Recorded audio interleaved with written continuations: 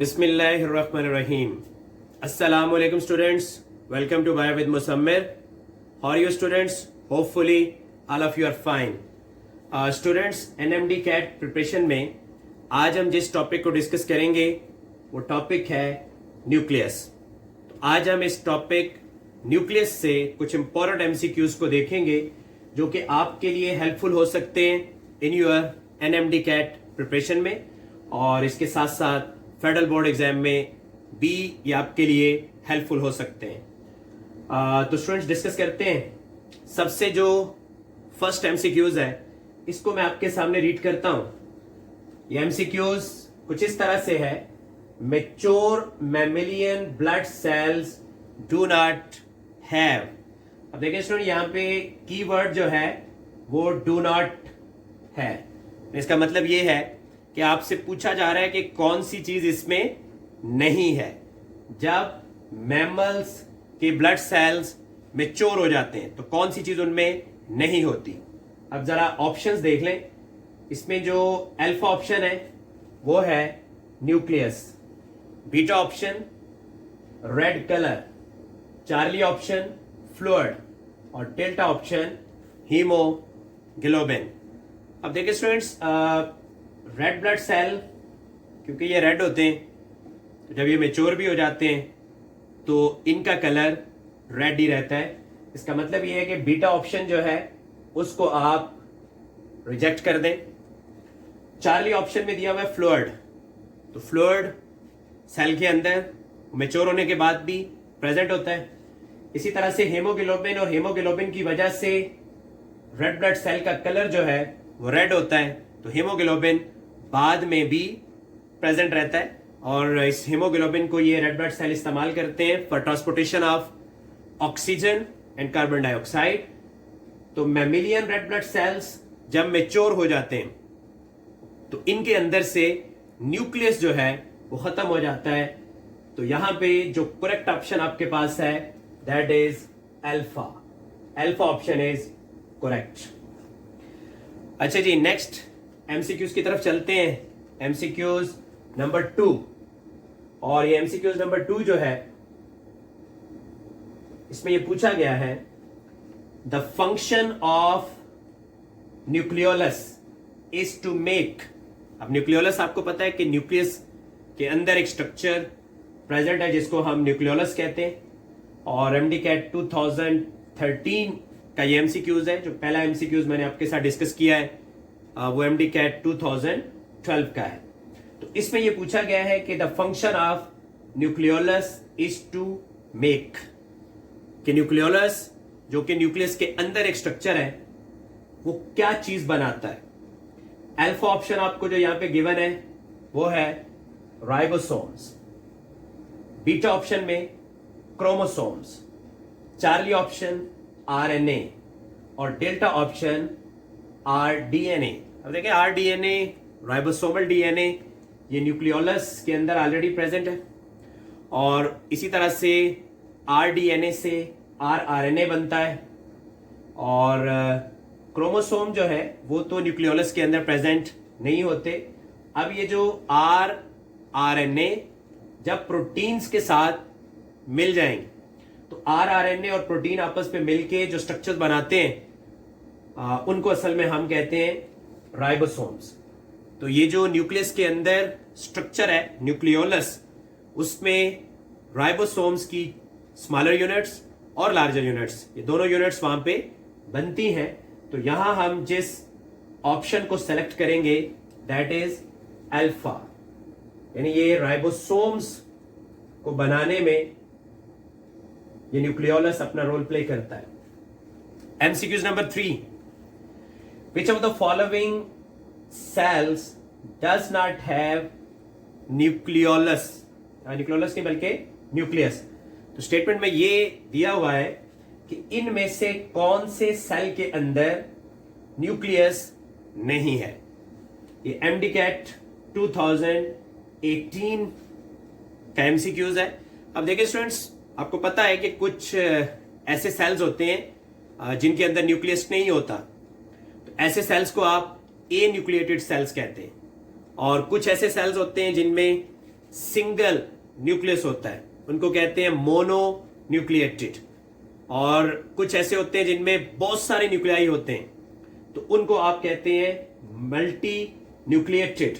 अब यहां पे उन्होंने ये बात पूछी है कि ये जो 4 टाइप के सेल्स आपके पास गिवन है इनमें से किसके अंदर न्यूक्लियस प्रेजेंट नहीं है।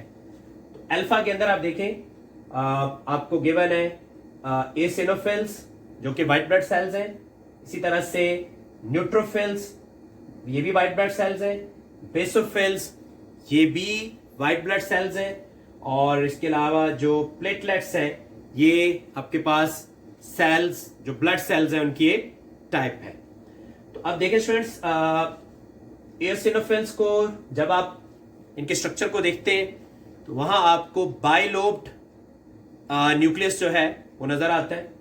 इसी तरह से बेसोफिल्स के अंदर भी बाइलोब्ड न्यूक्लियस प्रेजेंट है, और जो न्यूट्रोफिल्स होते हैं इसके अंदर आपको न्यूक्लियस नजर आएगा जो कि मल्टीलोब्ड है।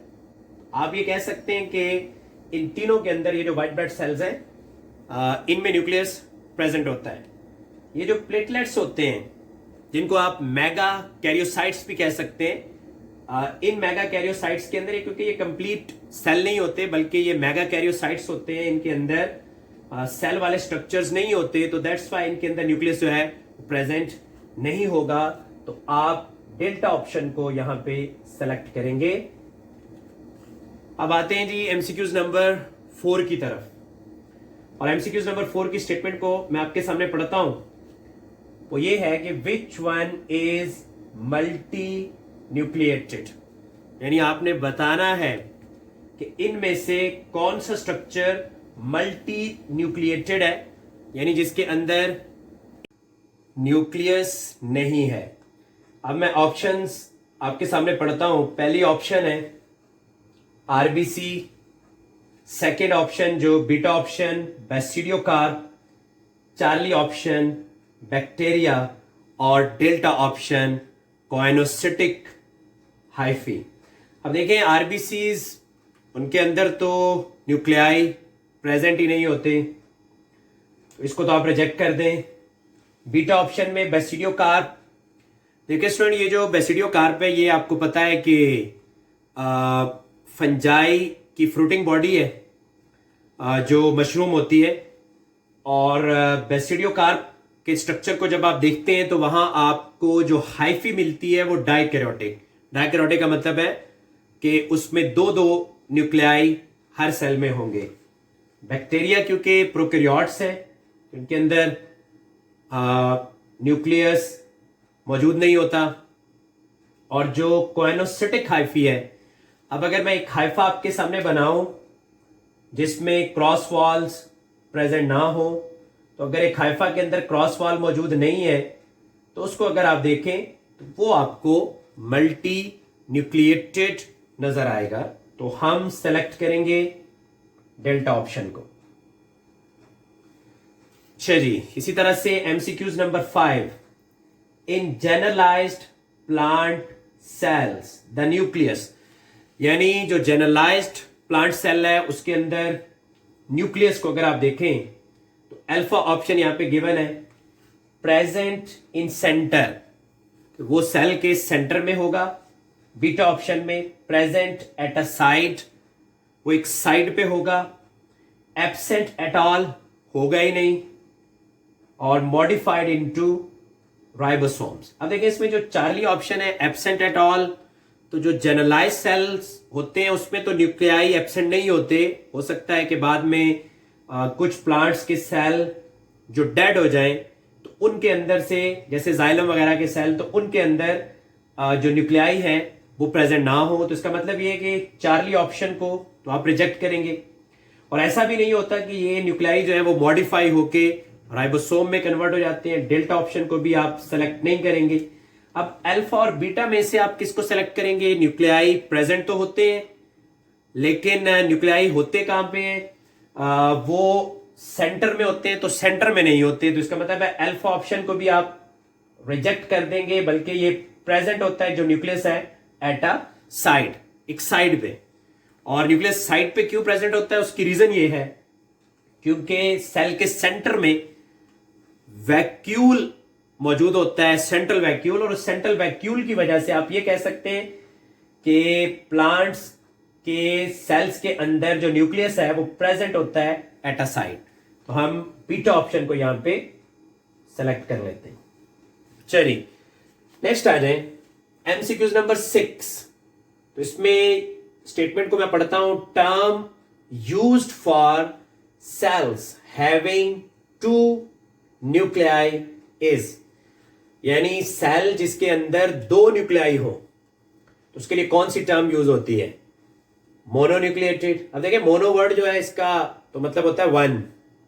अच्छा, इसी तरह से जो वर्ड होता है डाई, देखिए मोनो का मतलब तो यहां पे हम ले लेते हैं वन, जो वर्ड है डाई उसका मतलब होता है टू, और ये जो कैरोटिक वर्ड है ये न्यूक्लियस से है।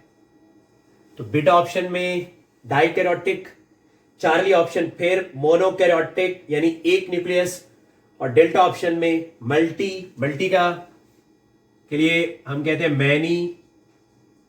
Many nuclei. तो इसमें जो टू न्यूक्लियाई के लिए टर्म इस्तेमाल होती है वो है डाइकैरोटिक। तो बीटा ऑप्शन जो है वो इधर करेक्ट होगी। चलिए MCQs number 7। In eukaryotic cell the perinuclear space is continuous with the lumen of. पहले तो अंडरस्टैंड करें स्टूडेंट्स के what is the perinuclear space. अब आपको पता है कि जो न्यूक्लियर एनवेलप होती है उसकी दो मेम्ब्रेन्स होती हैं। एक इसकी फॉर एग्जांपल यहां अगर हम इस तरह इसको बनाते हैं तो एक आउटर मेम्ब्रेन होती है और दूसरी जो है वो इनर मेम्ब्रेन होगी। तो एक आउटर मेम्ब्रेन और एक इनर मेम्ब्रेन, और इनके बीच में ये जो स्पेस आपको नजर आ रही है, ये जो स्पेस है इसको कहते हैं पेरीन्यूक्लियर स्पेस। तो पूछा ये जा रहा है कि पेरीन्यूक्लियर स्पेस की कंटिन्यूएशन होती है ईआर के साथ, बीटा में दिया हुआ है गोल्जी कॉम्प्लेक्स के साथ, चार्ली में वैक्यूल के साथ, और डेल्टा में क्लोरोप्लास्ट के साथ। अब देखिए स्टूडेंट्स, गोल्जी कॉम्प्लेक्स, वैक्यूल्स और क्लोरोप्लास्ट ये तो सेल में इंडिपेंडेंट स्ट्रक्चर्स हैं।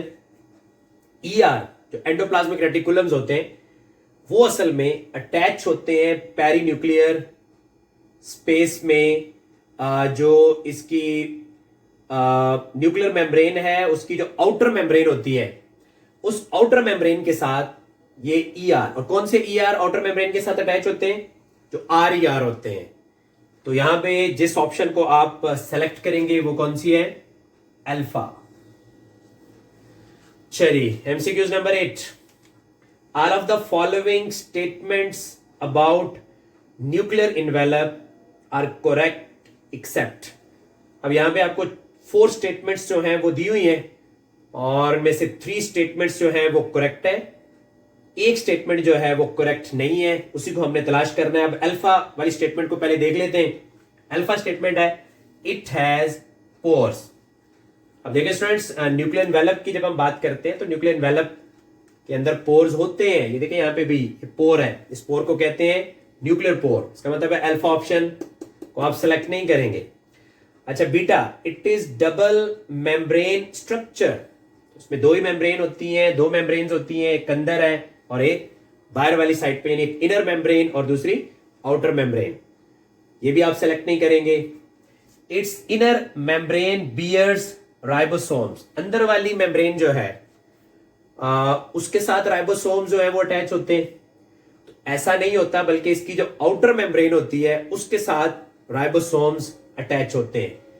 जो डेल्टा ऑप्शन है RNA and some proteins pass through it, कि आरएनए और कुछ प्रोटीन जो है उससे पास हो सकती हैं। तो न्यूक्लियर पोर से आरएनए और कुछ प्रोटीन्स पास होती हैं। ये ऑप्शन भी आप सेलेक्ट नहीं करेंगे। हम सेलेक्ट करेंगे चार्ली को, क्योंकि चार्ली में ये बात की गई है कि इसकी इनर मेम्ब्रेन के ऊपर राइबोसोम होते हैं, जबकि इसकी इनर मेम्ब्रेन पे नहीं बल्कि आउटर मेम्ब्रेन पे राइबोसोम्स होते हैं। MCQs number 9। The nucleus contains. Nucleus में इनमें से क्या चीज मौजूद होती है? माइटोकॉन्ड्रिया, ये तो नहीं होता अल्फा ऑप्शन, तो आप रिजेक्ट करेंगे।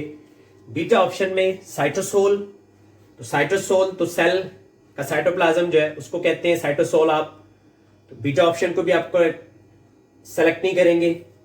चार्ली ऑप्शन जो है वो एंजाइम्स। अब एंजाइम्स न्यूक्लियस के अंदर होते हैं लेकिन कंपलसरी नहीं है। डीएनए जो है डेल्टा ऑप्शन में जो गिवन है, ये न्यूक्लियस के अंदर प्रेजेंट होता है, हमेशा होगा। तो यहां पे आप सेलेक्ट करेंगे इसको, डीएनए। अच्छा जी, उसके बाद MCQs number 10, erythrocytes have pores, यानी जो एरिथ्रोसाइट जिनके अंदर न्यूक्लियस मौजूद होता है उनमें जो न्यूक्लियर पोर है उनकी तादाद क्या है। अब देखिए स्टूडेंट्स, इसमें आपने ये बात याद रखनी है कि जो अनडिफरेंशिएटेड सेल्स होते हैं उसमें न्यूक्लियर पोर कम होते हैं। अब एरिथ्रोसाइट्स क्योंकि डिफरेंशिएटेड सेल्स हैं, तो जिनके अंदर जिन एरिथ्रोसाइट्स में न्यूक्लियस मौजूद होगा तो उनमें पोर्स कम होंगे। यहां पे आप 4000, 3000, 6R8 और 3R4, तो ये लिटरेचर में 3R4 इसका जो नंबर है वो गिवन है, तो आप डेल्टा ऑप्शन को सेलेक्ट करेंगे।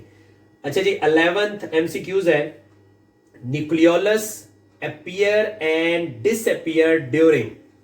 अब देखिएगा स्टूडेंट्स के यहां पे अपीयर एंड डिसअपीयर ये एक कीवर्ड है, यानी इसका मतलब ये है कि पहले आपने अपीयर बताना है कि कौन सी स्टेज पे अपीयर होता है और कौन सी स्टेज पे डिसअपीयर होता है। मैं ऑप्शंस आपके सामने पढ़ता हूं। अल्फा ऑप्शन में है कि इंटरफेज में, आप इसके साथ इस मिलाएं अगर आप, कि इंटरफेज में ये अपीयर होता है और सेल डिवीजन में डिसअपीयर हो जाता है, तो क्या ये करेक्ट है। बीटा में देखें कि इंटरफेज में ही ये अपीयर होता है, इंटरफेज में ही डिसअपीयर हो जाता है। चार्ली ऑप्शन में कि सेल डिवीजन के दौरान ही ये अपीयर हो जाता है, सेल डिवीजन के दौरान डिसअपीयर हो जाता है। और डेल्टा ऑप्शन में सेल डिवीजन के दौरान अपीयर होता है और इंटरफेज में ये डिसअपीयर होता है। तो ये असल में इंटरफेज के दौरान ये अपीयर होता है, उस वक्त ये मौजूद होता है। जब सेल डिवीजन होनी होती है तो उस वक्त ये डिसअपीयर हो जाएगा। तो आप सेलेक्ट करेंगे अल्फा ऑप्शन। अच्छा जी, MCQs number 12, darkly stain structure in cell is. इसमें देखेंगे तमाम स्ट्रक्चर्स को आप स्टेन कर सकते हैं, क्रोमोसोम, न्यूक्लियोलस, राइबोसोम्स, लाइसोसोम्स, लेकिन जो सबसे ज्यादा डार्कली स्टेन स्ट्रक्चर है सेल के अंदर दैट इज न्यूक्लियोलस। तो स्टूडेंट्स, आज हमने 12 इंपॉर्टेंट एमसीक्यूज को डिस्कस किया है फ्रॉम द टॉपिक न्यूक्लियस, और ये आपके लिए हेल्पफुल हो सकते हैं आपके NMDCAT प्रिपरेशन के लिए और इसके साथ साथ फेडरल बोर्ड एग्जाम के लिए। नेक्स्ट लेक्चर में हम इंशाल्लाह मजीद कुछ MCQs को डिस्कस करेंगे, तो आपसे इंशाल्लाह नेक्स्ट लेक्चर में मुलाकात होगी। मुझे इजाजत दीजिए, till that time, Allah Hafiz.